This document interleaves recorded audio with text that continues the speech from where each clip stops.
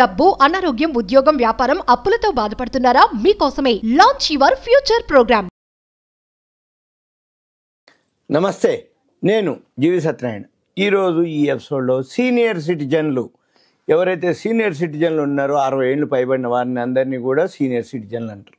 వాళ్ళకి ఏదైతే అవకాశాలు ఉన్నాయో, ఆర్థిక ప్రయోజనాలు ఏదైతే ఉన్నాయో వాళ్ళు ఏం పొందొచ్చు, వాళ్ళకి ఏదైతే ఆర్థిక ప్రయోజనాలు ఏమున్నాయో ఈ ఎపిసోడ్లో ఈ వీడియోలో నేను మీకు ఎక్స్ప్లెయిన్ చేస్తాను. అయితే ఈ సీనియర్ సిటిజన్లు ఎవరైతే ఉన్నారో మన కేంద్ర ప్రభుత్వం, కేంద్ర ప్రభుత్వం, రాష్ట్ర ప్రభుత్వం ఏదైతే అనేక ఆర్థిక ప్రయోజనాలు పొందేందుకు అర్హులు. ఈ ప్రయోజనాలు ఏవైతే ఉన్నాయో సీనియర్ సిటిజన్లు కొంతమేర ఖర్చులు తగ్గించుకొని ఆర్థికంగా లబ్ధి పొందవచ్చు. ఈ సీనియర్ సిటిజన్లు వేటి మీద లబ్ధి పొందుతారు, వేటి మీద అనేది మనం చూద్దాం. ఫస్ట్ అధిక వడ్డీ. సపోజ్ ఇప్పుడు మనం బ్యాంకుల్లో కనుక మనం మామూలు డిపాజిట్ చేస్తే, సీనియర్ సిటిజన్లు కనుక చేస్తే వాళ్ళకి 0.25% నుంచి 0.50% వరకు అధిక వడ్డీ రేట్లు పొందేందుకు వాళ్ళు అర్హులు.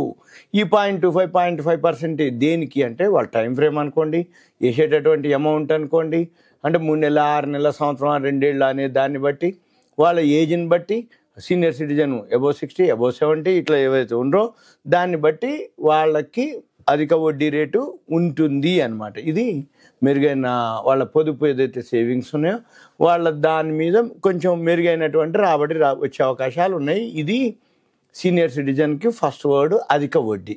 ఇక నెంబర్ 2 డోర్ స్టెప్ బ్యాంకింగ్.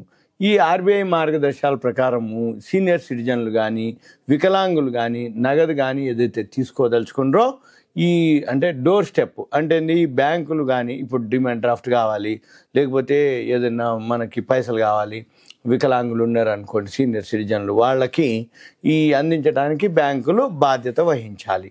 అయితే ఈ డోర్ స్టెప్ బ్యాంకింగ్ ఏంటిదంటే 70 లేదా అంతకంటే ఎక్కువ వయసున్న సీనియర్ సిటిజన్లకి కేవైసీ కానీ, నగదు డిపాజిట్ కానీ, నగదు విత్డ్రాలు, ఉపసంహరణలు కానీ వాటన్నిటికీ కూడా ఆర్బీఐ నిబంధనల ప్రకారము డోర్ స్టెప్ మన ఇంటికి వచ్చి వాళ్ళు సర్వీసు ఇవ్వటం జరుగుతుంది.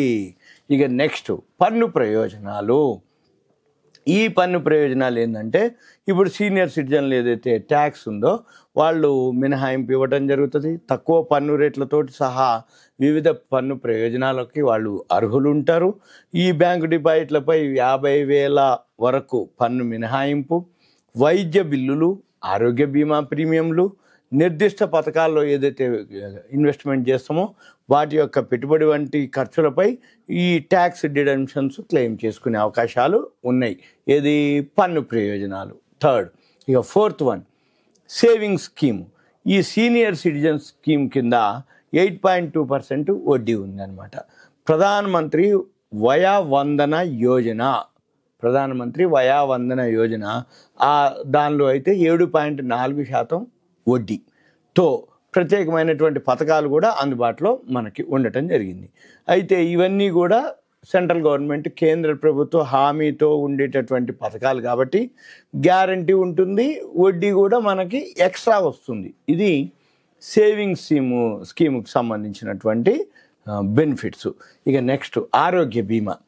కేంద్ర ఆయుష్మాన్ భారత్, ప్రధానమంత్రి జన్ ఆరోగ్య యోజన PMJAY ఈ మధ్య లేటెస్ట్గా రీసెంట్గా ఓపెన్ చేయడం జరిగింది.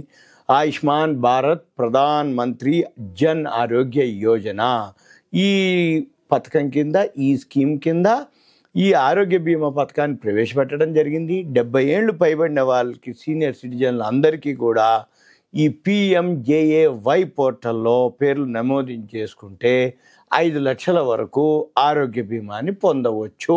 ఇది ఆరోగ్య బీమాకి సంబంధించింది. నెక్స్ట్ ప్రజా రవాణా, ట్రాన్స్పోర్ట్.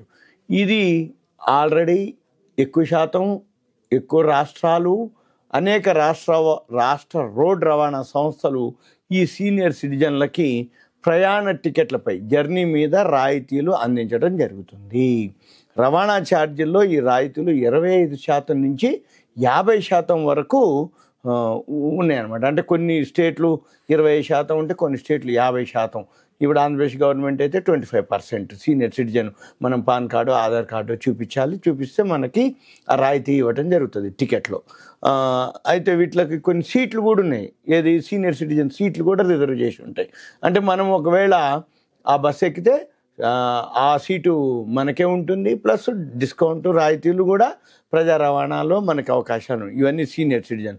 ఇదే కాదు, ఇవన్నిటితో పాటు ఇంకా ఏవైతే బెనిఫిట్స్ ఉంటాయో సీనియర్ సిటిజన్ కార్డ్ అని ఒకటి ఇష్యూ చేస్తారు. అది మనము ఏ ఊళ్ళో ఉంటామో ఆ ఊరి యొక్క, అంటే ఇప్పుడు హైదరాబాద్ అనుకోండి, GHMC greater Hyderabad municipal corporation. మీరు మీ ఊళ్ళో ఏదైతే మున్సిపల్ ఆఫీస్ ఉందో అక్కడికి వెళ్ళి ఒక 2 ఫోటోలు, ఫాము, మన ఏవైతే పాను ఆధారు మన దగ్గర ఉన్నాయో అవన్నీ ప్రూఫ్లు దానికి అటాచ్ చేసి మనం కనుక సబ్మిట్ చేస్తే మీకు సీనియర్ సిటిజన్ కార్డ్ వస్తుంది ఒకటి. ఇక అది ఎక్కడి దగ్గర ఉంటే చాలు, ఈ పాను ఆధార్తో పాటు ఎడిషనల్గా మీకు ఏదైనా అనగానే బాబు నేను ఇది అని అదొకటి చూపించేస్తే దానిలోనే అన్ని డీటెయిల్స్ ఉంటాయి. సీనియర్ సిటిజన్ కార్డ్ అనమాట. దానివల్ల ఏమవుతుంది, ఇంకా మాటికి అది అడిగి అది తీసేది లేదు. సింపుల్గా ఆ కార్డు ఎనఫ్ అనమాట. ఇప్పుడు ఇవే కావు, ఏదైతే బెనిఫిట్స్ ఉన్నాయో ఇప్పటికి ఇవి చెప్పాను.